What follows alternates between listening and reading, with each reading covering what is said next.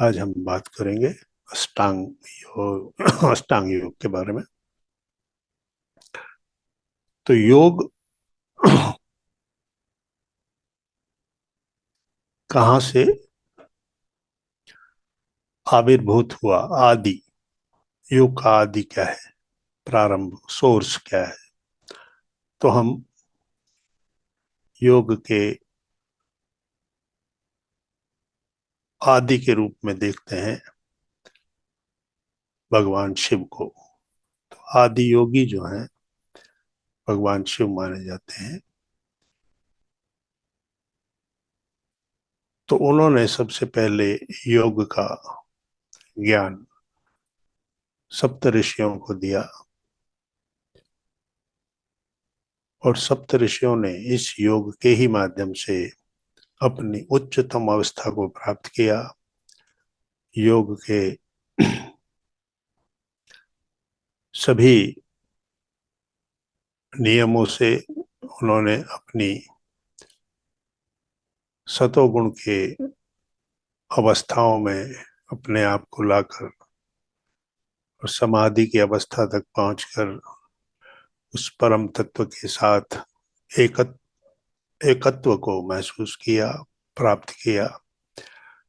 और उसके बाद योग के इस ज्ञान को उन ऋषियों के शिष्यों के द्वारा आगे आगे बढ़ाया गया और ये विद्या सभी ऋषियों के आश्रमों में इसका अभ्यास किया जाता था। इसको समझने के लिए इसको गुरुओं के द्वारा इसका अध्यापन होता था और इसका इसको व्यवहार में किया जाता था, जिससे पूरे शरीर को साध कर शरीर को साधना जो है, साधना करने में साधक को योग की पूरी जब ज्ञान हो जाता है, पूरी तरह से वो योग में निष्णात हो जाता है, यानी वो पूरी तरह से इसकी बारीकियों को समझ लेता है। तो फिर उसके लिए मार्ग बहुत आसान हो जाता है कि उसको इस जीवन में उसके जीवन का लक्ष्य क्या है, उसको क्या प्राप्त प्राप्त करना है। तो इसलिए धीरे धीरे फिर आश्रमों से निकलकर ये योग सभी जगह फैल गया। लेकिन कालांतर में इसको इसको आगे नहीं बढ़ा और बढ़ा, तो ये अलग अलग रूपों में बढ़ता चला गया। तब महर्षि पतंजलि ने इसको अष्टांग योग के रूप में व्यवस्थित किया और इसको पुनः परिभाषित किया, पुनः उसकी रचना की और उसको सभी तक पहुंचाने के लिए उसको एक सरल विधि के रूप में और एक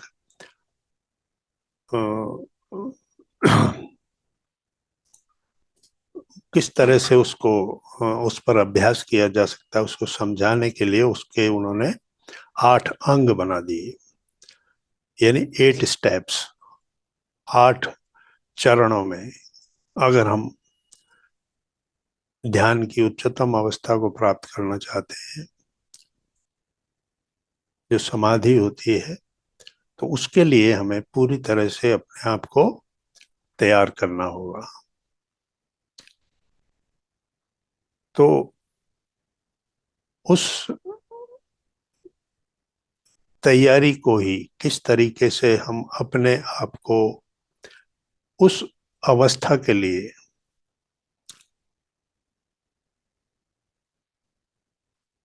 जैसे कोई स्पोर्ट्समैन होता है, उसका लक्ष्य होता है कि मुझे ये चीज, ये लक्ष्य है मेरा, ये मुझे लक्ष्य भेदना है। तो उससे पहले वो नियमित अभ्यास करता है, अपने शरीर को साधता है, अपने भोजन को देखता है कैसा लेना है, फिर उसके बाद नियमित अभ्यास करता है और फिर वो अपने लक्ष्य के लिए अभ्यास निरंतर करता रहता है, तब जाके वो सफलता मिलती है। तो उसी तरह से यहाँ अष्टांग योग को समझकर उसके ऊपर अपने आप को तैयार करके फिर वो शुद्धता को प्राप्त करके, यानी पूरी तरह से अपने शरीर को अपने नियंत्रण में करके और शरीर के अंदर की जो वृत्तियां हैं उन पर नियंत्रण करके फिर आगे की यात्रा होती है। तो योग को कहा गया है कि योगश चित्त वृत्ति निरोध है, चित्त की वृत्तियों को रोक देना वही योग का कार्य है।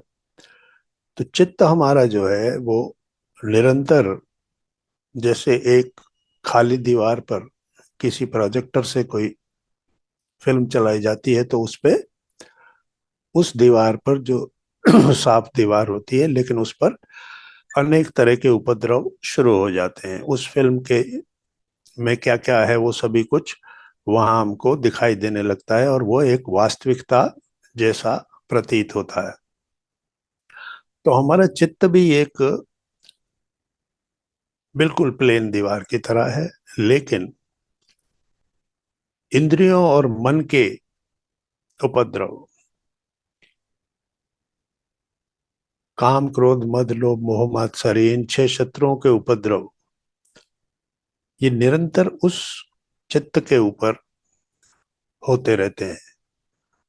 और यही चित्त की वृत्तियों के रूप में हम इनको जानते हैं कि चित्त जो है निरंतर उस होने वाली वृत्तियों में पूरी तरह से सांसारिकता से जुड़ जाता है। तो वो सांसारिक जो कुछ भी विचार, वृत्तियां, वो सब कुछ उस चित्त को अपने अंदर ले लेते हैं। तो चित्त की वृत्तियों का जब तक निरोध नहीं होगा, रोकी नहीं जाएंगी, तो उस प्लेन दीवार के ऊपर कोई दूसरा नहीं कुछ लिखा जा सकता, उसके ऊपर और कोई चीज नहीं की जा सकती, क्योंकि पहले से ही उसके ऊपर इतना कुछ हो रहा है।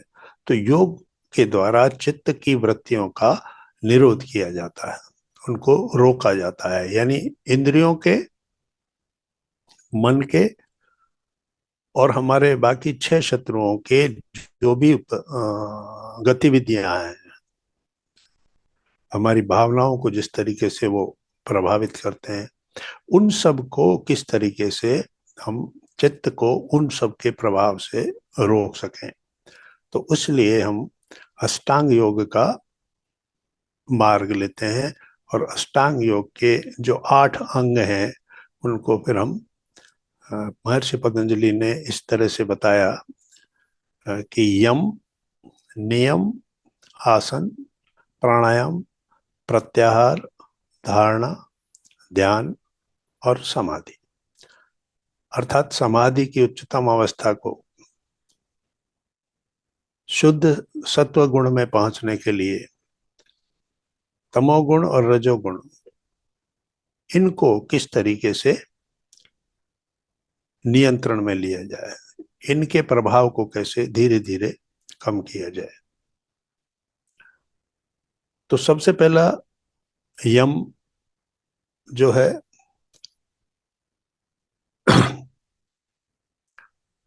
ये बहिर्मुखता है, मनुष्य का बाहरी समाज के साथ व्यवहार। और इस व्यवहार को वो किस तरीके से करता है, इन व्यवहारों को कैसे सात्विक और दिव्य बनाया जाए। तो यम को हम किस प्रकार से लेते हैं कि राग द्वेष से मुक्त किस तरह से किया जाए, और हमारे व्यवहार को सभी के साथ किस तरह से उच्चतम स्तर पर लेके आया जाए, तो उसके लिए यम के 5 भाग हैं। अर्थात 5 तरीके से हमको अपने अंदर व्यवहार को व्यवस्थित करना है, जिससे बाहर के संसार के साथ हम उचित, सात्विक और दिव्य व्यवहार कर सकें। तो उसमें है सत्य, अहिंसा, अस्तेय, अपरिग्रह और ब्रह्मचर्य। तो सत्य सबसे पहले लेते हैं कि हमको पता है कि सत्य क्या है, अर्थात सही क्या चीज है। दूसरों के साथ व्यवहार में हमको उस सत्य की पालना करनी चाहिए, सत्यव्रती होना है। अर्थात झूठ और गलत को जीवन से बाहर करना है, क्योंकि हमारा व्यवहार बाहरी संसार के साथ पूरा सत्य पर आधारित होना चाहिए। अर्थात जो भी कार्य हमको मिला है और जिस परिस्थिति में हम हैं, उसके अंदर जो सही है वो हम जानते हैं, लेकिन हम अपने लालच के कारण, अपने स्वार्थ के कारण उस सत्य से मुंह मोड़ लेते हैं और अपने आप को उन परिस्थितियों के हवाले कर देते हैं जो झूठ के मार्ग पर हमको ले जाती है। तो इसलिए सबसे पहले शुद्धिकरण अपना सत्य के माध्यम से करना है कि जो सही है उसको ही अपनाया जाए, उसी मार्ग पर चला जाए और दूसरों के साथ व्यवहार में पूरी तरह से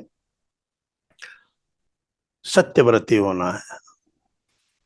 किसी तरह का मैनिपुलेशन नहीं करना है, अपने मूल सत्य स्वरूप को ही अपनाना है। उसमें कोई मिक्सिंग नहीं करनी है कि थोड़ा अपना लाभ इसमें हो रहा है तो थोड़ा सा एडजस्ट कर लेते हैं, थोड़ा यूं हो जाते हैं। तो ये फ्लेक्सिबिलिटी नहीं होनी चाहिए।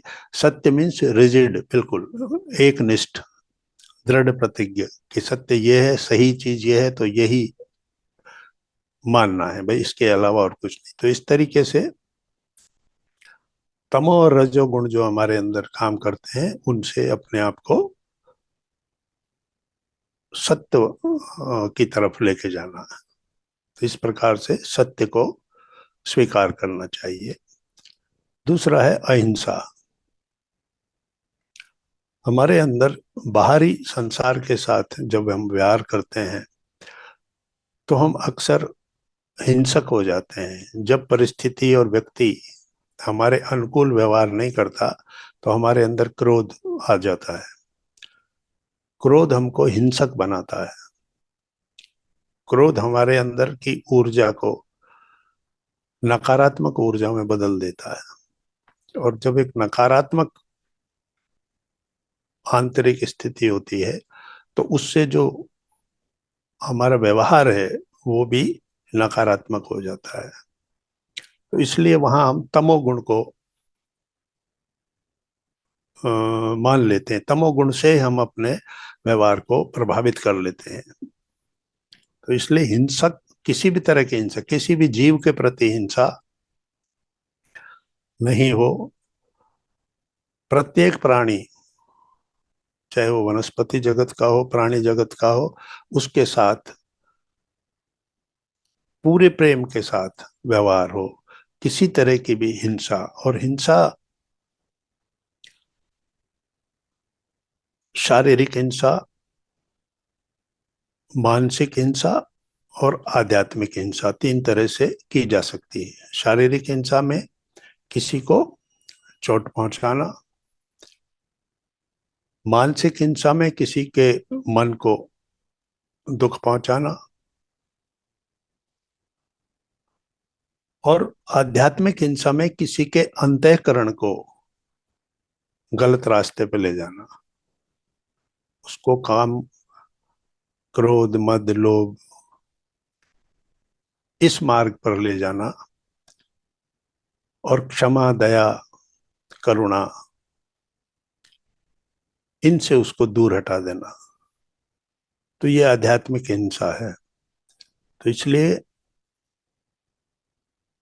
अहिंसक होकर, ना किसी जीव जंतु को किसी प्रकार की कोई कष्ट हमारी वजह से हो, बल्कि उनके प्रति प्रेम का भाव हो, और किसी भी दूसरे को किसी भी रूप में हम हिंसा के मार्ग पर न लेकर आए। अहिंसक हर तरह से उसको, उसके प्रति व्यवहार भी अहिंसक हो, और उसके स्वयं के अंदर भी अहिंसा की हम प्रेरणा दें, उसको उस मार्ग पे लाएं। तो इस प्रकार से अहिंसा। फिर अस्तेय। अस्तेय मतलब, इसका अर्थ होता है चोरी ना करना। अब चोरी क्या है? हर वो वस्तु जिस पर आपका अधिकार नहीं है, उसको प्राप्त करना, वो चोरी है। और जो कार्य आपको मिला है, जिसके बदले में आपको धन मिलता है, कोई भी सुविधा मिलती है, उस कार्य को पूरी निष्ठा के साथ उतने ही प्रमाण में करना जितना आपसे उम्मीद की जाती है। तो हर तरह के प्रलोभनों से बच के, किसी नौकरी पे हैं, किसी पद पे हैं, वहां पर आपको वेतन मिलता है, लेकिन उस वेतन से संतुष्ट ना होकर कोई भी अनधिकार धन वहां पर लेना अपने काम को करने के लिए, जो अनधिकृत है, वो अस्तेय में आएगा, यानी वो चोरी है। तो इसलिए पूरी तरह से प्रारब्ध से प्राप्त जो कुछ भी हमको मिल रहा है, उसके अंदर संतुष्ट रहना, और किसी भी प्रकार से अनधिकार धन संपत्ति, पैसा जो भी मिल रहा है, उसको नहीं लेना। तो वो अस्तेय यानी अपने आप को इस तरीके से अनुशासित करना है। फिर अपरिग्रह। अपरिग्रह मीन्स संग्रह ना करना। हम अपने पूरे जीवन में जिन चीजों की आवश्यकता नहीं होती, और जितनी मात्रा में आवश्यकता नहीं होती, हम उसका संग्रह करते रहते हैं। चाहे वो धन संपत्ति हो, चाहे एक से अधिक मकान हो, पैसा हो, घर के अंदर अनावश्यक जो आपकी जरूरत से बाहर है उतना सामान इकट्ठा करना। तो संग्रह ना करने की प्रवृत्ति, पूरी तरह से बस उतना ही रखना जितने की हमारी आवश्यकता है। सिर्फ आने वाले भविष्य की के प्रति एक भय की भावना रखकर, कल क्या हो सकता है, कल मुझे जरूरत पड़ सकती है, पैसे को इकट्ठा करूं, कल बीमार हो सकता हूं।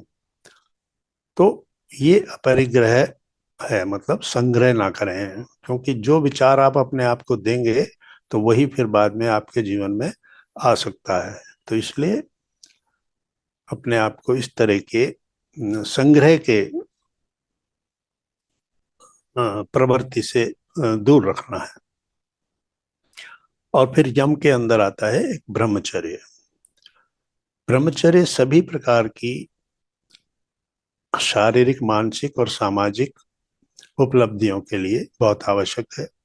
शरीर को स्वस्थ रखना, मन को निर्मल रखना, उसमें किसी प्रकार की वासनाएं ना आए, और सामाजिक रूप से अगर आप सक्रिय रहना चाहते हैं तो आपको वहां पर ऊर्जा की आवश्यकता रहेगी। तो ऊर्जा को नष्ट ना करना। तो 25 वर्ष की उम्र तक ब्रह्मचर्य का पूरी तरह से पालन करते हुए गृहस्थ आश्रम में जब प्रवेश करें तो केवल संतान उत्पत्ति के लिए ही इस प्रकार के व्यवहार के बाद पूरी तरह से ब्रह्मचर्य में रहें, जिससे कि आप शारीरिक मानसिक रूप से पूरी तरह से ऊर्जावान रह सकें। तो ये यम है, यानी बाहर की बहिर्मुखता, बाहर के समाज से हमारा किस प्रकार से सबसे सही तरीके से हम व्यवहार कर सकें और तमो और रजोगुण से अपने आप को मुक्त करके सतोगुण की ओर बढ़ सकें। सतोगुण की स्थिति में रहकर ही हम योग की सभी उपलब्धियों को प्राप्त कर सकते हैं। तो यम के बाद नियम नियम आते हैं। ये अपने स्वयं से संबंधित हैं, अपने शरीर से और अपनी आंतरिक स्थिति से संबंधित हैं। तो इनको नियम को हम किस तरह से मानते हैं? ये 5 हैं: शौच, संतोष, तप, स्वाध्याय और ईश्वर प्राणिधान। तो शौच मतलब शुद्धता, आंतरिक शुद्धता और बाहरी शुद्धता। बाहरी शुद्धता मीन्स हमारे शरीर को हर तरीके से साफ रखना है। मुख शुद्धि सुबह उठ के जैसे करना होती है वो आवश्यक है। फिर शरीर को नियमित रूप से स्नान करना है। जो भी हम सुबह के हमारे सभी कार्यक्रम होते हैं तो उनको पूरी तरह से शरीर को शुद्ध रखना। और आंतरिक शुद्धि, किसी तरह के खराब विचार, किसी दूसरे के प्रति द्वेष, क्रोध, ईर्ष्या, इन सब से अपने आप को मुक्त करना। तो ये आंतरिक शुद्धि है। तो इसको हम कहते हैं शौच, यानी बाहरी और आंतरिक रूप से अपने आप को शुद्ध रखना। उसके बाद है संतोष। तो संतोष के बारे में हमेशा से हम सुनते आए हैं, संतोषी सदा सुखी। संतोषी सबसे बड़ा धन है। तो जब संतोष का धन आ जाता है तो बाकी सारे धन धूल के समान हो जाते हैं। अर्थात जो कुछ भी प्रारब्ध से प्राप्त है उसके अंदर ये भाव रखना, शुक्रिया करना, कृतज्ञता करना कि मुझे बहुत दिया है और मेरा इससे काम बहुत अच्छी तरह चल रहा है। तो कृतज्ञता का जितना भाव रहेगा रहेगा ईश्वर आपको पात्र समझेगा, यानी वो आपको और ज्यादा देगा। तो जितना हम आकर्षित करते हैं बाहरी चीजों को, तो हमारी मानसिक स्थिति जब संतोष में रहती है तो हमको और ज्यादा मिलता है। तो उसके लिए प्रयत्न नहीं करना है, असंतुष्ट नहीं रहना है। जो मिला वो कम मिला, दूसरे को ज्यादा मिला। तो ये असंतोष का जो भाव है ये हमारे अंदर हमेशा तमोगुण को, तमो और रजो में हमको रखता है। तो हमारी ऊर्ध्व गति, ये जो हमारी चेतना की गति है उसको नीचे ही फंसा के रखता है, ऊपर के चक्रों में उसको नहीं आने देता है। असंतोष हमेशा हमको अपने आप में उलझाए रखता है और असंतोष की वजह से क्रोध उत्पन्न होता है। क्रोध से फिर हमारा व्यवहार अपने प्रति, हम स्वयं ही अपने अंदर उस अग्नि को महसूस करते हैं। उस शांति के स्थान पर हम एक अशांत स्थिति में रहते हैं। तो संतोष का अर्थ है जो कुछ प्राप्त है वो मेरे लिए पर्याप्त है और मैं उसके लिए कृतज्ञ हूँ। तो कृतज्ञता के भाव में रहना और किसी भी तरीके से अपने आप को असंतुष्ट जैसे भाव में नहीं रखना। तो इस तरह से ये संतोष है। उसके बाद तप। तो तप में मन और इंद्रियों को उन विषयों से रोकना जिनमें वो निरंतर लगे रहते हैं। मन इस संसार में रमण करना चाहता है, लेकिन उसको रोककर, इंद्रियों के सुखों से उसको रोककर, तो वो जो है वो तप है। तप करना यानी संसार से अपने आप को, संसार के सुखों में अपने आप को नहीं पूरी तरह से डुबो देना है। तो शम और दम, मन का नियंत्रण और इंद्रियों का नियंत्रण। इस प्रकार से तप का मतलब जो भी कष्ट आता है जीवन में, उसको सहज रूप से स्वीकार करना, अपनी सभी वृत्तियों को शांत रखना और कष्टों को अनुभवों के रूप में लेना कि ये कष्ट जो आया इससे मुझे क्या अनुभव मिला। तो वो तप है। यानी सभी तरह के कष्ट जो हैं वो ताप, ये ताप से शब्द तप आया है। ताप यानी हीट, गर्म, यानी जो हमको ताप लगते हैं जीवन में, तो उन तापों को सहन करना ही तप है। तो इस प्रकार से हमको धैर्यता, सहनशीलता हमारे अंदर विकसित होती है, और हमारा जो तमोगुण और रजोगुण में जो हमारी स्थिति रहती है उससे हम बाहर आते हैं। फिर स्वाध्याय है। स्वाध्याय के द्वारा अपने बुद्धि का विकास करना। जितने भी पुस्तकें हैं, ग्रंथ हैं, उनमें क्या कुछ खजाना है, उनमें क्या कुछ दिया गया है, कितना कुछ पहले से चली आ रही ज्ञान की गंगा है, ज्ञान का अजस्त्र प्रवाह है, उसके अंदर स्नान करना। तो स्वाध्याय करना, स्वाध्याय के द्वारा अपनी बुद्धि के विकास को प्राप्त करना, और ये वास्तविकता को जानना। क्योंकि जब बोध हो जाता है, स्वाध्याय के द्वारा बुद्धि का जब विकास होता है, तो बोध हो जाता है कि सत्य क्या है और असत्य क्या है, और हमको जाना कहाँ है, सत्य की तरफ, उसी को प्राप्त करना है। तो जो मलिनता आ गई है इस संसार की संसर्ग में आने के कारण, इस संसार के प्रलोभनों में जो हमारे अंदर आ गए हैं, तो जो मलिन हो गया है हमारा अंतर जगत, तो अंतःकरण में आई हुई इन बीमार बुराइयों को दूर करने के लिए हम स्वाध्याय जब करते हैं, तो हमें बड़े बड़े जो ज्ञानी हुए हैं, मास्टर्स हुए हैं, उनके अनुभवों को, और पीछे से चली आ रही जो ज्ञान की धाराएं हैं, वो हम तक पहुंचती हैं। इसलिए स्वाध्याय के द्वारा अपने आप को निरंतर बौद्धिक विकास के मार्ग पर लेके जाना है। उसके बाद ईश्वर प्राणिधान। ईश्वर प्राणिधान अर्थात हर कार्य, हर चीज ईश्वर को समर्पित।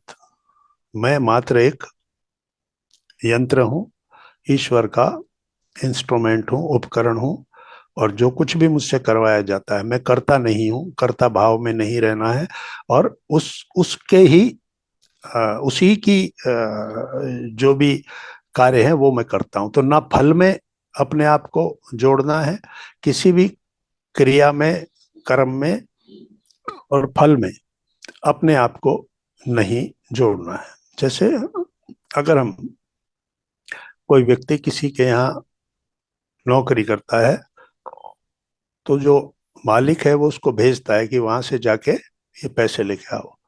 तो वो वहां जाता है, तो वहां पर उसको पैसे मिले या ना मिले उसको कोई फर्क नहीं पड़ता, वो आके वापस बता देता है। अगर मिलते हैं तो लाके दे देता है, नहीं मिलते तो कहता है कि नहीं मिले।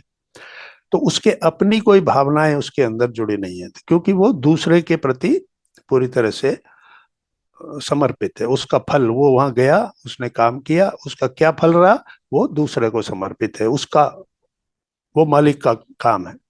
लेकिन अगर यही पैसा उसका व्यक्तिगत होता, खुद का पैसा लेने जाना होता, और वहां पर उसको पैसा वो देने से इनकार कर देता या बाद में बुलाता, तो इस व्यक्ति के अंदर कितना क्रोध आता। वो उसको बहुत कुछ कहता, बहुत कुछ सुनाता, वापस लौटते वक्त क्रोधित रहता, दुखी रहता। तो ये ईश्वर प्राणिधान मीन्स जो भी हो रहा है वो मेरा नहीं है, मैं सिर्फ कर कर रहा हूँ, उसको परफॉर्म कर रहा हूँ, मुझे खाली उसको करने का मेरी कर्तव्य है। उसके साथ मेरा दुख सुख, सुखी होना दुखी होना, ये मिला कि नहीं मिला, ऐसा फल कैसा मिला, वो जैसा भी मिला, वो मालिक का है, वो उसका है, मेरा नहीं है। तो इस तरह से हर कर्म को ईश्वर प्राणिधान के हिसाब से समर्पित कर देना, उसके लिए ही कार्य करना है। तो इस तरह से हम यम और नियम को देखते हैं कि यम और नियम से किस तरह से हम अपनी बाहरी संसार को और अपने आंतरिक संसार को नियमित करते हैं, अनुशासित करते हैं, शुद्ध और निर्मल करते हैं। उसके बाद आसन। आसन को सीधे तरीके से कहेंगे स्थिरम सुखम आसनम। जिस भी तरीके से सुखपूर्वक बैठा जा सके वही आसन है। अर्थात शरीर को पूरी तरह से आ, किसी तरह का कोई कष्ट ना हो जब आप आसन में बैठे, तो शरीर पूरी तरह से। तो इसके अलग अलग आसन बताए गए हैं। कहीं कोई पद्मासन में बैठना चाहते हैं, कोई अर्ध पद्मासन में बैठना चाहते हैं, तो आसन अलग अलग तरह के हैं। तो जो भी आसन आपको स्थिरता दे और सुख से आप बैठ सकें, तो वो आसन है। इसके अलावा शरीर के स्वास्थ्य के लिए, स्वस्थ शरीर के लिए कुछ आसन है जिनको अभ्यास के द्वारा, जिनके अभ्यास के द्वारा शरीर की पूरी मांसपेशियों को और नाड़ी तंत्र को सक्रिय रखा जा सकता है। तो उनके अंदर जो समय के साथ साथ जो थकावट आती जाती है मसल्स में, और सभी तरह की जो हमारी नाड़ियां हैं, अगर उनमें ऊर्जा का प्रवाह प्रवाह रुक जाता है, तो शरीर धीरे धीरे कमजोर होने लगता है। तो शरीर को पूरी तरह से स्वस्थ रखने के लिए, क्योंकि शरीर ही हमारी सबसे बड़ी वो साधन है जिससे हम साधना कर सकते हैं। तो ये साधन है। इस साधन को, जैसे हमारी गाड़ी है, उसको अगर हम जैसा चाहे वैसा रखें, उसके अंदर कोई ध्यान न दें, तो धीरे धीरे उसकी वो जितना समय चलती है उतना नहीं चलेगी, और जैसी हमको उससे सर्विस चाहिए वैसी वो नहीं देगी। तो ये शरीर भी एक तरह का साधन है। तो इस साधन को साधना में लगाने के लिए स्वस्थ, इसकी फिटनेस बहुत जरूरी है। तो कुछ आसन बताए गए हैं जिनके द्वारा, जिनका अभ्यास करके शरीर को पूरी तरह से एक्टिव रखा जा सकता है, क्रियाशील रखा जा सकता है, और जैसा हम चाहते हैं वैसा रिजल्ट हम प्राप्त कर सकते हैं। लेकिन अगर शरीर अस्वस्थ है, शरीर के लिए हम कहते हैं कि ये नहीं हो सकता, तो फिर हमारी सारा ज्ञान किसी काम का नहीं है, क्योंकि हमको शरीर के ही माध्यम से वो सब चीजें अभ्यास में लानी है। तो जो सबसे पहली प्राथमिकता है वो ये कि शरीर किस तरह से स्वस्थ रखा जाए। तो आसन के अंदर वो सभी तरह से उन आसनों को जानकर हम अपने शरीर को स्वस्थ रख सकते हैं। उसके बाद प्राणायाम। प्राण शक्ति ही हमारे मूल आधार है, हमारे जीवन का आधार है प्राण शक्ति, जो कि श्वसन के द्वारा, श्वास क्रिया के द्वारा हमको प्राप्त होती है। तो प्राण को रोकना या उसकी गति को धीरे करना, यही प्राणायाम है। तो प्राण की गति को धीरे करने से हमारे अंदर प्राण की शक्ति बढ़ती है। तो इसके लिए क्या किया जाता है? पूरक, कुंभक और रेचक, तीन तरीके से प्राणायाम किया, यानी श्वास की गति को, श्वास और प्रश्वास, इनहेल और एक्सहेल। जो सांस अंदर जा रही है वो श्वास है, और जो बाहर जा रही है वो प्रश्वास है। तो तो इसको योग की भाषा में कहेंगे पूरक। तो जो सांस हम अंदर ले रहे हैं वो है पूरक। फिर उसको रोकना है, अंदर रोकना है, वो कुंभक। और फिर उसको छोड़ना है, धीरे धीरे छोड़ना है, वो रेचक कहलाता है। तो इस और फिर रोकना है, मीन्स जैसे आपने सांस को छोड़ दिया, एक बार आपने सांस अंदर ली, कुंभक किया, तो फिर सांस को रोकना है, यानी एकदम नहीं छोड़ना है।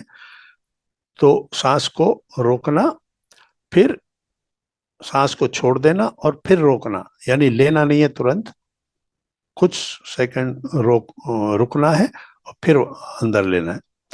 तो इस प्रकार से ये पूरक, कुंभक और रेचक के माध्यम से प्राणायाम की निरंतर जो हम अभ्यास करते हैं, तो इसमें ये होता है कि उसकी जो अवधि है उसको लंबा करना, तो वही प्राणायाम है, उसके आयाम को बढ़ाना। तो जैसे हम इनहेल कर रहे हैं, मतलब कि हम पूरक कर रहे हैं, तो पूरक में हमने कितना समय लिया, सपोज हमने 10 सेकंड तक पूरक किया, फिर हमने कुंभक कितनी देर किया, हमने 5 सेकंड या 4 सेकंड कुंभक किया, फिर उसके बाद रेचक कितना किया, मान लीजिए कि हमने 10 सेकंड में सांस को निकाला। तो ये जो अवधि है इसको धीरे धीरे बढ़ाते जाना। तो इस प्रकार से अंदर प्राण शक्ति जो है इसका ये बढ़ती है। और इसमें प्राण और अपान को मिलाना, इसको कहा गया है प्राण का अपान में हवन करना, यानी दोनों को मिला देना। अर्थात जब हम पूरक करते हैं तो नीचे तक जाके श्वास को लेके जाना, यानी नाभि तक लेके जाना, और नाभि से नीचे वहां पे हमको मिलता है अपान। तो प्राण के जो 5 भाग हैं, अपान, उदान, समान, प्राण और व्यान, तो उसमें जो ऊपर से जा रहा है वो प्राण है, और नाभि के नीचे जो है वो अपान है। तो प्राण को अपान से मिलाना। तो इस प्रकार से प्राण का अपान में हवन करने से एक जो प्राण की शक्ति है वो बहुत ज्यादा बढ़ती है। तो इसलिए प्राणायाम के द्वारा हम धीरे धीरे अपनी उस शक्ति को, उस प्राण शक्ति को विकसित करते हैं, बहुत ज्यादा ऊर्जावान होते जाते हैं। तो इस प्रकार ये प्राणायाम है। प्राणायाम से इस तरीके से हम वो करते हैं, और ये पूरे नाड़ी तंत्र को शुद्ध करता है। क्योंकि जैसे जैसे प्राण शक्ति बढ़ती है, नाड़ी तंत्र जो हमारा, क्योंकि श्वसन क्रिया किससे होती है? ईड़ा और पिंगला नाड़ियों के माध्यम से। तो इस प्रकार से ईड़ा पिंगला से फिर ये जाती है सुषुम्ना में, और फिर वहां से ये पूरे शरीर में ये प्राण शक्ति जाती है। तो जितना प्राण, यानी कि हम कितना ज्यादा ले रहे हैं, एक तरह से फ्री है।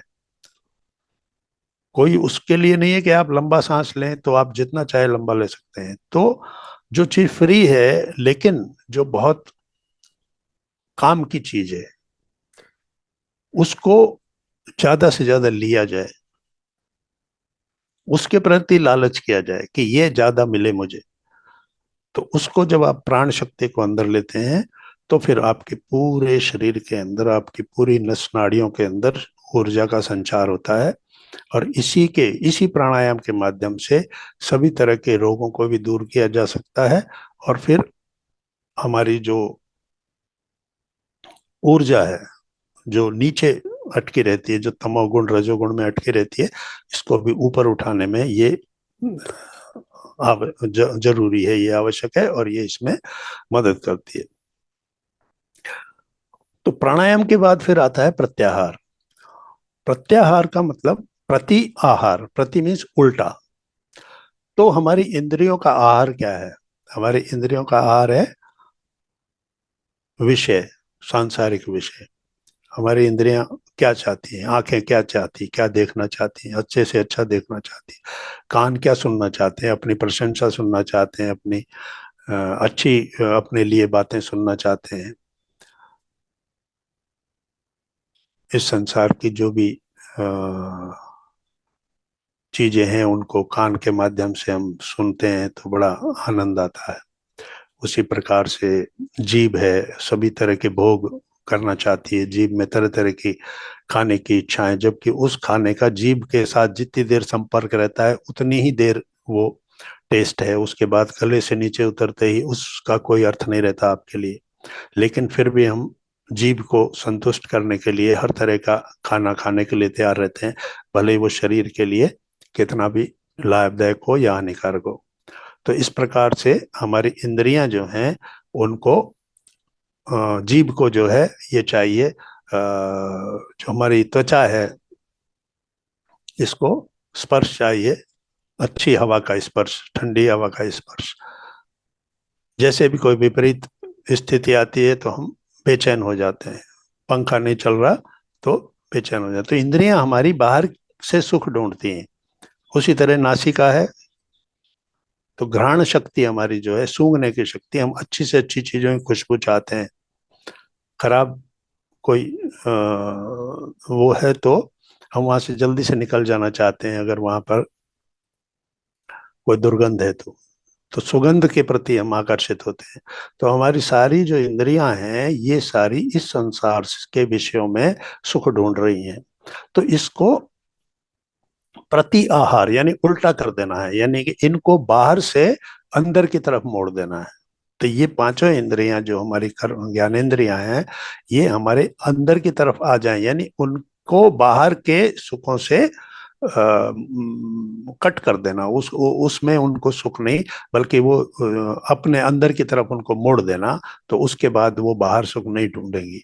तो प्रति आहार प्रत्याहार यानी कि हम अगर बाहर की संसार की सुख सुविधा सुखों में इन इंद्रियों को लगा देंगे तो हमारी चित्त की वृत्ति जो है वो तरह तरह की वृत्तियां चित्त में इकट्ठी होती रहेंगी। वो चीज मिली, वो नहीं मिली, इसको लेना है, उसको और ज्यादा लेना है। तो ये हमारी इंद्रियां हमें निरंतर, जो हमारी वृत्तियां हैं उनके अंदर हलचल मचाती रहेंगी, और हमारा चित्त जो है चंचल रहेगा हमेशा। तो चित्त की चंचलता को इंद्रियों के द्वारा प्रत्याहार के द्वारा उसको शांत करना है, चित्त की चंचलता को। तो उसके बाद धारणा। तो धारणा मीन्स किसी एक विषय पर, किसी एक उद्देश्य या लक्ष्य को लेकर जब हम अपने अंदर दृढ़ निश्चयी हो जाते हैं और तम और रज के प्रभाव को वहां से दूर करते हैं और सत्व गुण में स्थिर हो जाते हैं, तो वो धारणा है। अर्थात हमारे अंदर निरंतर तीनों जो गुण हैं, तमो रजो और सतो, ये निरंतर हमको घुमाते रहते हैं। तो हमको करना क्या है कि इन दोनों से दूर होना है, रजो से और तमो से, और सतो में स्थिर होना है। धारणा बनानी है कि मैंने ये धारण कर लिया है। तो जब किसी चीज को हम धारण कर लेते हैं वो हमारा हिस्सा हो जाता है। किसी वस्त्र को धारण कर लिया, तो किसी विचार को धारण कर लिया, तो वो धारणा हो गई कि मुझे ये प्राप्त करना है। तो जब वो दृढ़ निश्चय से वो उस धारणा को बना लिया जाता है तो हमको फिर रजो और तमो से मुक्त होकर सतों की तरफ आगे बढ़ने में, और फिर आगे की जो हमारी मंजिल है उस लक्ष्य को प्राप्त करने में हमको धारणा, यानी यहां से शुरू होता है। अभी तक का हमारा जो कार्य था वो शरीर संबंधी था। अब ये अंतरंग, अंदर की जो तैयारियां हमने अब तक करी थी, यम नियम आसन प्राणायाम प्रत्याहार, तो ये यहां से अब शुरू होती है हमारी वो यात्रा जिसके लिए हम ये सब कर रहे थे। तो सबसे पहले आती है धारणा, अर्थात किसी एक चीज के प्रति सत्यनिष्ठ होकर, दृढ़ निश्चयी होकर, और सत्य सत्व गुण की उसमें प्रधानता हो, सत्व गुण से ही पूरी तरह से वो विचार हो, दृढ़ता हो। तो हम क्या करते हैं, तमो और रजो को बाहर करेंगे और उस धारणा के साथ जो हमें सत्व गुण में स्थित कर देती है, उस धारणा के साथ हम बैठ जाते हैं। तो धारणा के साथ ही ध्यान की शुरुआत होती है। तो जो हमारी सातवीं अवस्था है वो है ध्यान।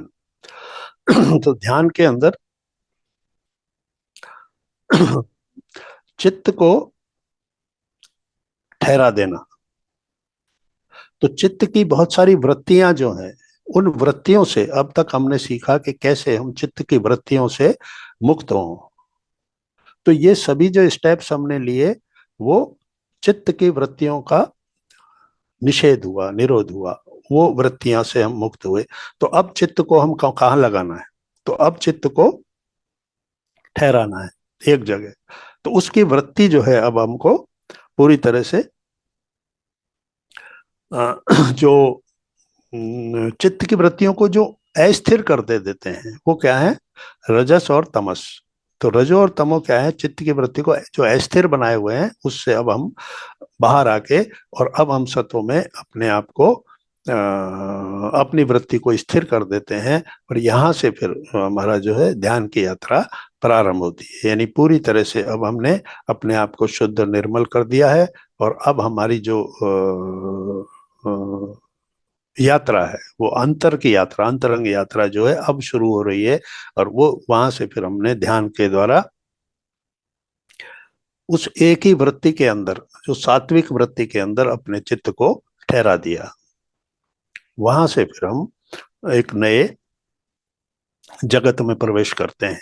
और जब लंबी ध्यान हमारे होने लगते हैं तो फिर हम समाधि में प्रवेश कर सकते हैं।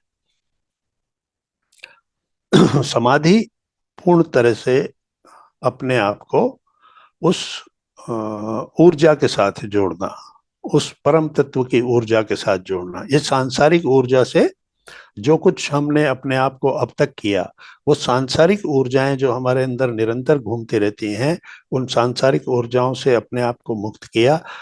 धारणा, ध्यान और समाधि, समाधि ही हमारी अंतिम लक्ष्य है, जहां पर कि हम पूरी तरह से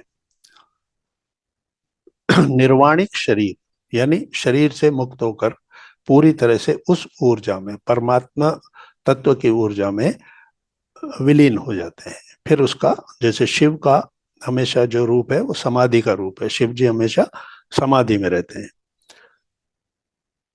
तो वो जो समाधि की ऊर्जा है वो प्राप्त करने के बाद फिर हमको वो जो अनुभव होते हैं, वो समाधि की फिर दो अवस्थाएं होती है, निर्विकल्प समाधि और सविकल्प समाधि। सविकल्प समाधि में समाधि से बाहर आने के बाद संसार से जुड़ जाते हैं, यानी संसार के प्रति जागरूक हो जाते हैं कि क्या चीज है। लेकिन निर्विकल्प समाधि में जाने के बाद फिर वो अगर समाधि से बाहर भी आ जाए तो भी समाधि में ही रहता है, तो भी उसके लिए ये संसार नहीं है। जो स्थिति उसकी वहां थी समाधि के अंदर, वो बाहर आने के बाद भी वही स्थिति रहती है। तो वो निर्विकल्प समाधि की स्थिति तक पहुंचना है।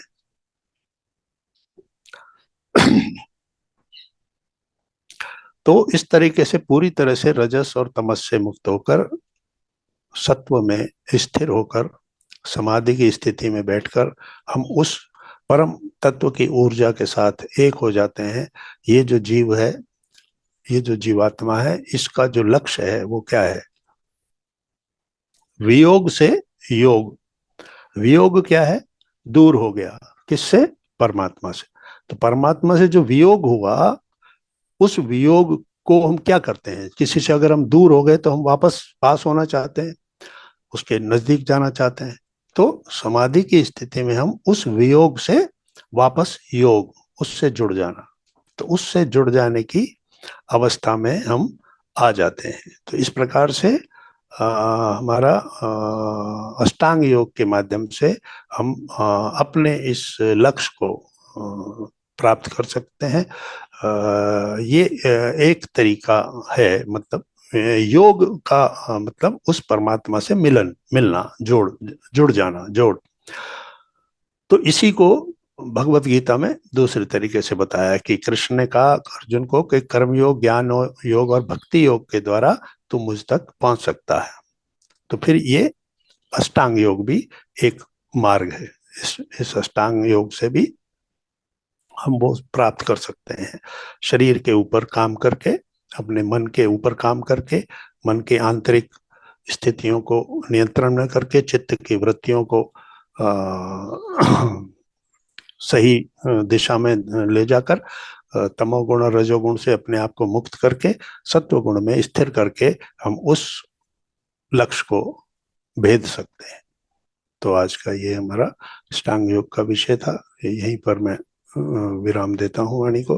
अगर आप कोई प्रश्न करना चाहते हैं तो कर सकते हैं।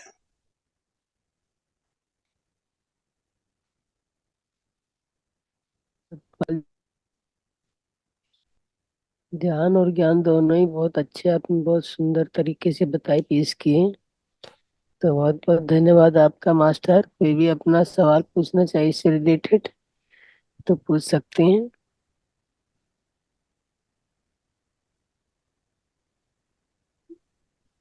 शर्मा साहब, आपका जो सेशन है अष्टांग योग पर बहुत ही उत्तम ज्ञान से परिपूर्ण है और इसने हमें बहुत लाभान्वित किया है। इसके लिए हम आपके बहुत बहुत आभारी हैं। सभी मित्रों की तरफ से आपको बहुत बहुत आभार प्रकट करते हैं। जी धन्यवाद। और निवेदन ये था कि जैसे पिछले सेशन में, ज्ञानोदय सेशन में अपन ने चर्चा करी थी, उसमें आपका कोई संडे को हम्म। मेडिटेशन होता है, हम्म। उसके लिए हमें लिंक अभी तक नहीं मिला है। तो एक बार तो लिंक हमें हम्म। अगर आप भिजवा पाएंगे तो हम जो हम्म। भी साथी उससे जुड़ना चाहें हम्म। तो। आप ले लीजिए, सभी के नाम ले लीजिए, मैं आपको भेज दूंगा जी। लिंक, सभी को जोड़ देंगे तो। सभी और सभी मित्रों से भी मेरा निवेदन है कि जो भी जुड़ना चाहें, मेरे नंबर इस पे दे रखे स्क्रीन पे, उस पे मुझे मैसेज कर दें तो मैं उसमें जोड़ दूंगा इनको। कल संडे को मेरे ख्याल से इसकी छुट्टी हम्म। है, जो अपना शेड्यूल है उसमें। जी तो सर। संडे को भी हम ले पाएंगे, लाभ ले पाएंगे। जी, कल शाम को 6:30 बजे से होता है। जी। तो जो भी आना चाहें वो आपको अपना नंबर भेज देंगे, तो मैं जी। उस ग्रुप में जोड़ दूंगा और आपके पास खबर पहुंच जाएगी, सूचना। आप सभी का वहाँ स्वागत है। जी, बहुत बहुत धन्यवाद आप।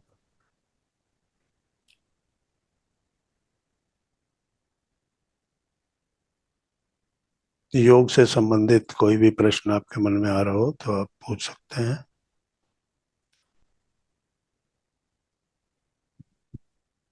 यस मास्टर, किसी को नंबर भेजिए तो हमारा ये। नंबर अपने आप दिनेश जी को भेजें, दिनेश जी मुझे भेज देंगे। तो यहाँ पर ना डालें, दिनेश जी को, दिनेश जी का नंबर इसमें शायद दिया गया है, ग्रुप में होगा दिनेश जी का नंबर, ऊपर दिया है, दिनेश जी ने नंबर दिया है। हाँ, मेरे इस पे अंकित कर रखा है मैंने। इस हम्म। पर मुझे भिजवा दें तो मैं आपको भिजवा दूँ। जी। हेलो। जी। जी गुरु जी नमस्ते। मेरा सवाल ये था ना कि मतलब मैं तो ज्यादा दिन से मेडिटेशन नहीं कर रही हूँ, अभी 2 महीने से कर रही हूँ। लेकिन फिर भी कभी कभी जब ध्यान में बैठी रहती हूँ तो मतलब ऐसा कोई दिखता है कि सफेद कलर का कपड़ा लगाया हुआ माला जाप कर रहा है। हम्म। 2 बार ऐसा देख चुके। अभी एक लड़का था और दक्षिण की तरफ से मुख करके बैठा है। फिर हम्म। आज फिर देखिए कि कोई औरत है माला जाप कर रही है, सफेद कलर का कपड़ा पहने, इसका मतलब क्या हुआ? ये आपकी अपनी ध्यान की जो हमारे जो विचार हैं ये बाहर आते हैं। ध्यान की ऊर्जा जब अंदर जाती है तो जो कुछ हमारे अंदर रहता है वो अनुभव हमारे बाहर आते हैं। दूसरी बात यह है कि आपने कहा कि अभी बहुत कम समय हुआ है, तो इतने जी कम जी। समय में अगर आपके ये अनुभव आपको आ रहे हैं तो पिछला कोई ध्यान का आपका अनुभव रहा है जिससे अब आप जुड़ रही हैं, तो इसको स्वाभाविक है, ये नए नए अनुभव होते हैं। इसका कोई विशेष अर्थ निकालने के बजाय अभी आप इसको और करते जाइए और खुद ही इनके अर्थ निकल के आएंगे, आपको पता चलेगा। और जैसे जिनको आप देख रही हैं कि माला जप रहे हैं कोई, तो अपने जी मन का कोई प्रश्न ध्यान में उनको बोलिए कि आप कौन हैं। तो फिर वो आपको उस तरह का, कोई हो सकता है आपके पूर्व जन्म के कोई गुरु हो, क्योंकि ये जो दुनिया हमें दिखाई नहीं दे रही, वहां सब कोई है, आत्माओं के रूप में सभी हैं, हमारे पूर्व जन्म के गुरु हैं, हमारे मित्र हैं, जो जो भी हैं। तो वो आप जब ब्रह्मांडीय ऊर्जा से जुड़ते हैं तो वो सब ब्रह्मांड में मौजूद हैं, तो वो उस जी। ऊर्जा के साथ वो आपके से संपर्क कर लेते हैं। दूसरा, हमारा जो सबकॉन्शियस माइंड है, मतलब हमारा जो मन है ना, उसके अंदर भी बहुत सी चीजें दबी हुई हैं।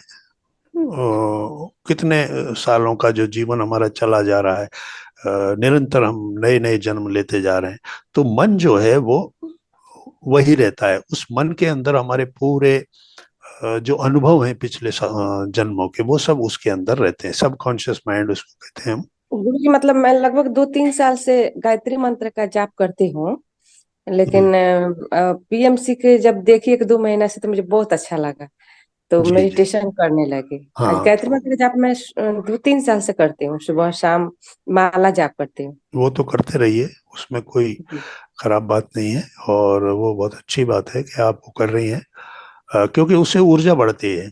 और ये जो आपको अनुभव हो रहे हैं वो आपकी गायत्री का ही प्रभाव है कि कुछ समय में ही आपको इस तरह के अनुभव होने लग गए हैं, क्योंकि जो गायत्री मंत्र है, सभी मंत्र जो है ये ऊर्जावान मंत्र है।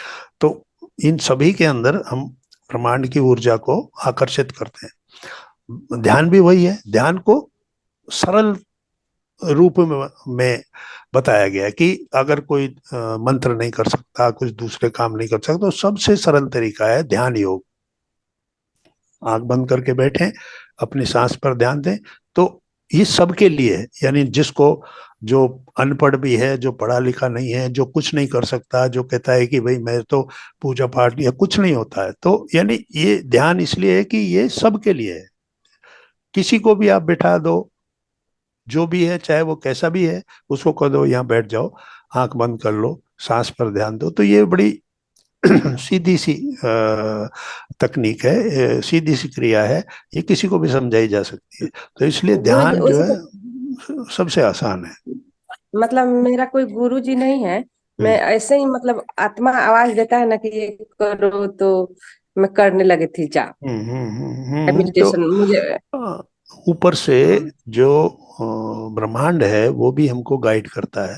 तो जहाँ जहाँ आपको जो निर्देश मिल रहे हैं वो वहां से मिल रहे हैं, तो उनको आप लीजिए, उन काम को कीजिए। फिर इस संसार का भी कोई गुरु अपने आप आपसे संपर्क करता है, जब आप उस लाइन में दृढ़ता के साथ लगे रहते। पहले ये देखा जाता है कि आप कोई यूं ही तो नहीं कर रहे हैं, कुछ साल किया छोड़ दिया। तो जब दृढ़ता के साथ आप उसमें, धारणा के साथ आप उसमें लगे रहेंगे, तो फिर आपको आगे की गाइडेंस भी, क्योंकि ये आध्यात्मिक नियम है, ये स्पिरिचुअलिटी का एक रूल है कि जब आप उसके प्रति समर्पित होते हैं तो गुरु अपने आप आके आपको संभालता है, आगे के रास्ता दिखाता है। गुरु जी, मैं तो हमेशा करती हूँ, लेकिन वही महीना का 2-3-4 दिन होता है जो बहुत डिफिकल्ट होता है हम सब लेडीज लोग हम्म, के लिए। हम्म, बस हम्म, उसी 3-4-5 दिन छूटता है मेरा, कोई क्योंकि दिक्कत बहुत नहीं। ज्यादा पेन होता है। पेन बहुत ज्यादा हम्म, होता है, बैठा नहीं जाता, इसीलिए छूट जाता है। नहीं वो तो खैर स्वाभाविक है, शारीरिक स्थिति के हिसाब से करना है, तो जैसे हम्म। सहज रहते हैं तो करिए, कोई दिक्कत नहीं है। और अच्छा चल रहा है आपका, बहुत बहुत बधाई आपको। जी।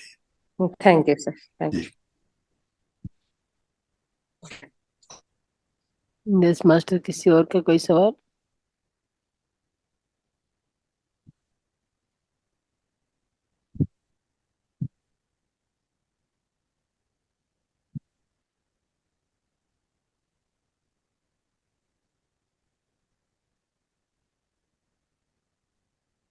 हेलो।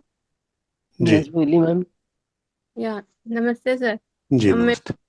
जी पूछना था कि आपने बताया कि इंद्रियों को अंदर के मतलब बाहर वर्ल्डली थिंग से कट करके अंदर की तरफ करना है, तो दुनिया में रह के वर्ल्डली थिंग से इंद्रियों को कैसे मतलब कैसे करना है ये? इसमें क्या होता है कि जो आकर्षण है ना वर्ल्डली चीजों के, उन आकर्षणों को कम करना है। जैसे आपकी जीभ है, बहुत तरह के खाने चाहती है, कभी ये खाऊं, कभी मीठा खाऊं, कभी ये तरह तरह के खाने खाऊं। तो वहां से अपने आप को ये समझाना है कि खाना किस लिए होता है, पोषण के लिए होता है, शरीर की पुष्टि के लिए होता है। जीभ की तुष्टि के लिए नहीं होता है, पुष्टि के लिए, ना कि तुष्टि के लिए। तो भोजन को सही मात्रा में और सही भोजन जो आपके शरीर के लिए उचित हो वही लेना है। तो संतुलित आहार लेना है बस, और चीजों से अपने आप को मुक्त रखना है। अब कभी कभी अगर आप कहीं कोई पार्टी में जाते हैं, कहीं शादी में जाते हैं, तो जो भोजन मिलता है वो खा सकते हैं, लेकिन निरंतर अपनी जीभ को उसमें लगाए रखना, तो उससे अपने आप को खींचना है। इसी तरह कोई दृश्य देखने के लिए आंखें वो रहती हैं, ये देखना, वहां जाऊं, इधर घूमूं, तो मन निरंतर चंचलता में घूमता रहता है। तो अपने आप को स्थिर करना। और इसी तरह यानी पांचों इंद्रियां जो हमारी हैं, उनको अंदर की तरफ करने का मतलब बाहर के सुख, क्योंकि ये इंद्रियां क्या है, सुख लेके आती है हमारे लिए, सुख ढूंढती है, और मन इनके ऊपर हावी रहता है। वो सुख इनके माध्यम से मन लेता है। तो मन को इस तरीके से व्यवस्थित करना है जिससे कि ये बाहर की चीजों में सुख न ढूंढे, सहज रहें उनके प्रति। अगर कोई कष्ट आ रहा है, जैसे कि हमको बाहर से अभी लाइट चली गई, पंखा बंद हो गया, तो अभी जो हमारी स्किन को जो अच्छी हवा लग रही थी, तो अब नहीं लग रही, अब बड़ी परेशानी हो गई है। तो उसको सहन करना, उसके अंदर सुख नहीं ढूंढना, कि जो भी परिस्थिति है उसको स्वीकार कर लेना। तो इसलिए अपने अंदर क्या होता है कि जब चित्त की जो स्थितियां होती है ना, वो बाहरी स्थितियों के साथ निरंतर बदलती रहती है। बाहर अगर अनुकूल स्थिति है तो चित्त में शांति है, नहीं तो प्रतिकूल होते ही चित्त में बहुत ज्यादा विचलन हो जाता है। क्यों हो रहा है ऐसा, क्यों हो रहा है? तो इसलिए अल्टीमेट जो एम है वो है कि चित्त को शांत रखना, उसके ऊपर बहुत ज्यादा उपद्रव ना करना। वो एक ऐसी दीवार है जिस पर अगर आप जो भी देखना चाहोगे, जो भी पिक्चर चलाना चाहोगे, वो वहां चल जाएगी, लेकिन उसको रोकना। तो ये इंद्रियां ही वो प्रोजेक्टर हैं जो तरह तरह की सूचनाएं लाके उस चित्त को के ऊपर ये सब चलाती हैं। तो जब हम आंख बंद करके बैठते हैं, तो ये सारी इंद्रियां अंदर की तरफ हमको करनी है। मतलब ऐसा ना हो कि आंखें तो बंद है, लेकिन मन जो है, चित्त जो है, बाहर की दुनिया में घूम रहा है। तो जब आप ध्यान में बैठते हैं, तो जिस तरीके से आपने अपने आप को बाहर से बंद किया, आंखें बंद करने का मतलब आपने घर का दरवाजा बंद कर लिया, अब कोई चीज अंदर नहीं आ सकती है। लेकिन मन ऐसी चीज है, ये बाहर निकल जाता है। मन उस दरवाजे को नहीं मानता है। तो वो क्या करता है, वो इंद्रियों के माध्यम से बाहर की दुनिया में घूमता रहता है। तो इसलिए जब हम ध्यान में बैठे, आंखें बंद करके बैठे, तो इंद्रियां भी अंदर ही रहें, वो बाहर ना घूमे, मन भी अंदर ही रहे, वो बाहर ना घूमे। तो इसलिए वो उसको अंदर की तरफ मोड़ना, बाहर की तरफ न जाने देना। तो इसलिए जब बाहरी संसार को बाहर छोड़ दिया, आंखें बंद कर ली, तो तो अंतर जगत में प्रवेश कर गए। अब इंद्रियों से हमारा कोई संबंध नहीं है। यस मास्टर, किसी और का? Ma'am. Hello. Thank you sir. तो सर ये हमको ये इंद्रियों का जो डिटैचमेंट करना है, तो वो सिर्फ ध्यान के वक्त ही कि नहीं, के देखिए, ज्यादा विचलन है। अगर इंद्रियां आपकी ज्यादा विचलन करती हैं, देखिए क्या है कि स्टेजेस बताई हैं। हैं आपको यम, नियम, आसन, प्राणायाम, प्रत्याहार, तो धीरे धीरे सभी की प्रैक्टिस करनी है। तो प्रत्याहार का मतलब इंद्रियों को बाहरी संसार से धीरे धीरे अंदर की तरफ मोड़ना, यानी डिटैच करना। वो जो अटैचमेंट हो गया है इंद्रियों का सभी चीजों के साथ, उससे धीरे धीरे उनको कम करना, जिससे कि क्या होगा कि जितना वो कम होगा आपका अटैचमेंट बाहर की चीजों से, उतना ही अंदर विचलन कम होगा, उतना अंदर डिस्टरबेंस कम होगा। क्योंकि यही ज्ञानेंद्रियां ही जो हैं हमारे को निरंतर दौड़ाए रखती हैं, और हमको रहना स्थिर होना है। तो स्थिर होंगे, ध्यान में बैठेंगे, स्थिर होकर बैठेंगे, तभी तो हम उसको प्राप्त करेंगे। तो इसलिए क्या करना है हमको, ये अष्टांग योग क्या बताता है? ध्यान और समाधि में जाने से पहले की कंडीशंस क्या हैं। तो आप जब इंद्रियों को वो करेंगे, यानी कि उसके ऊपर कंट्रोल करेंगे, तो ही आप ध्यान तक पूरी तरह से सफलतापूर्वक उसका लाभ ले पाएंगे, ध्यान में पूरी तरह से बैठ पाएंगे। तो इसलिए ध्यान के वक्त तो बहुत आवश्यक है। ध्यान के लिए अपने आप को तैयार करने की वो तैयारियों में एक आता है कि किस तरीके से अपनी इंद्रियों को बाहर से भीतर की तरफ लाना है। अभी कुछ लिखा था, मैसेज था, क्या था, दोबारा करें, पढ़ नहीं पाया। यस मास्टर, किसी और का सवाल है? कोई और हैंड रेज किए हुए है? यस मास्टर, आइए सामने मैम। अभी कोई और क्वेश्चन रहता है आपका? हेलो, या जी मैं अंजू बोल रही हूँ। जी बोलिए। ये जो नेगेटिव थॉट्स हैं, ये पॉजिटिविटी में कैसे बदलेंगे? हम्म, देखिए, नेगेटिव थॉट्स आते हैं नेगेटिव ज्यादा। नेगेटिव थॉट एक्चुअली उसका सोर्स क्या है? ये नेगेटिव थॉट जो होते हैं ना, इनका पहले बीज देखना पड़ता है। बीज क्या है? वो बीज ही अंकुरित होता है, और वो बीज ही जो है वो पौधा बनता है। तो क्या नेगेटिव थॉट के पीछे बीज जो है, कोई ईर्ष्या है, कोई द्वेष है, कोई क्रोध है, कोई इच्छा थी जो पूरी नहीं हुई? तो आपको ये पता करना है कि मेरे अंदर जो ये नेगेटिव थॉट है, किसी के ऊपर गुस्सा आ रहा है, किसी ने आपको नुकसान किया, किसी ने आपका अनादर किया, आपकी इज्जत नहीं की, तो ये जितनी भी चीजें हैं ये नेगेटिव थॉट्स लेकर आती हैं। यानी जो थॉट प्रोसेस है हमारा, अभी कोई व्यक्ति सामने से आ रहा, आपका परिचित है, वो आपको प्रणाम करता है, नमस्कार करता है, आपको बड़ी खुशी होती है, पॉजिटिविटी अंदर आती है, आप भी उससे कहते हैं कैसे हो, और वो परिचित है सब है, लेकिन वो आपको देखता है और यूं मुड़ के चला जाता है। अब आपके अंदर वो एक नेगेटिव फीलिंग छोड़ गया, ऐसा क्यों किया उसने, वो गुस्सा है क्या, मैंने उसको कोई वो तो नहीं किया। यानी एक एक बाहरी व्यक्ति आपके अंदर एक नेगेटिव थॉट छोड़ के चला गया, आपको बुरा लगा कि ऐसा उसने क्यों किया। तो इसलिए जितना हम बाहर के व्यवहार के साथ चलेंगे, बाहर के लोगों के व्यवहार पर डिपेंड करेंगे। अगर कोई जा रहा है तो जाने दो, लेट गो। अगर कोई व्यक्ति ने वैसा व्यवहार नहीं किया जैसा उस आपकी उम्मीद थी, तो उसको जाने दो, है ना, उसको लेट गो के उसमें डाल दो कि भाई ठीक है, उसकी अपनी स्थिति है, वो इस वक्त किस मानसिक स्थिति में है पता नहीं, तो उस पर कोई विचार नहीं करना। इसलिए हर वो परिस्थिति जो हमारे सामने विपरीत रूप लेकर आ रही है, जैसा हम चाहते थे वैसी नहीं आ रही है, तो हमारे अंदर क्रोध नहीं उत्पन्न होना चाहिए। हमारी कोई इच्छा थी पूरी नहीं हुई तो क्रोध आ जाएगा। क्रोध से क्या होगा?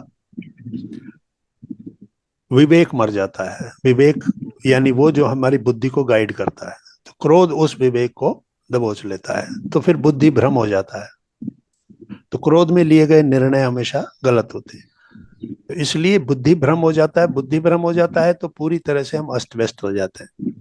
तो इसलिए नेगेटिव थॉट का जो सोर्स है वो तो बाहर से आता है, वो सोर्स जो बीज है वो तो बाहर से आता है।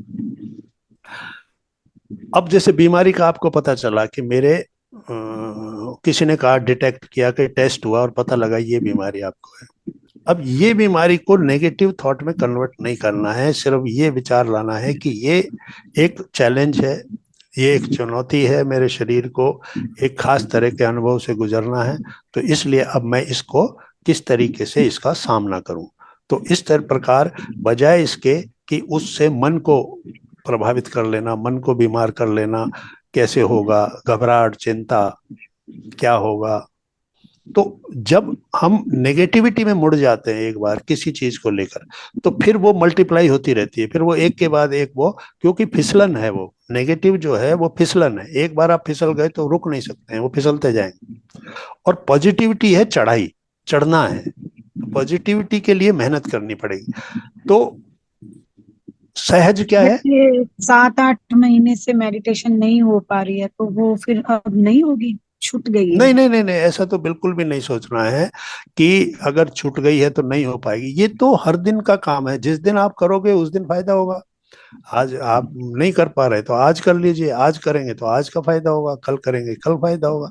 तो ये कोई ऐसी चीज नहीं है कि जो मैंने छोड़ दी तो अब मेरा कोई नुकसान, नुकसान इसमें कुछ नहीं है, फायदा ही फायदा है। और वो जब भी आप करोगे तभी फायदा है। ब्रह्मांडीय ऊर्जा से आप जुड़ते हो, वो ऊर्जा आपके अंदर आती है, आपके अंदर नेगेटिव थॉट्स जो हैं उनको खत्म करती है। क्योंकि जब आप ध्यान में बैठते हो तो आपकी जो वृत्तियां हैं, मनोवृत्तियां हैं, वो भी धीरे धीरे शांत होती है। मन को कहते हैं ना हम शांत करो, विचार निर्विचार करो, तो मन जब निर्विचार होता है तो उस मन में ही तो सारे विचार हैं, नेगेटिविटी और ये सब चीजें वहीं तो है। तो ध्यान में जितनी देर बैठेंगे उतनी देर मन खाली रहेगा, मन खाली रहेगा तो आपको ऊर्जा मिलेगी, तो इसलिए नेगेटिविटी से आपको मुक्ति मिलेगी। ठीक है, थैंक यू। जी। नेस मास्टर, किसी और का कोई सवाल?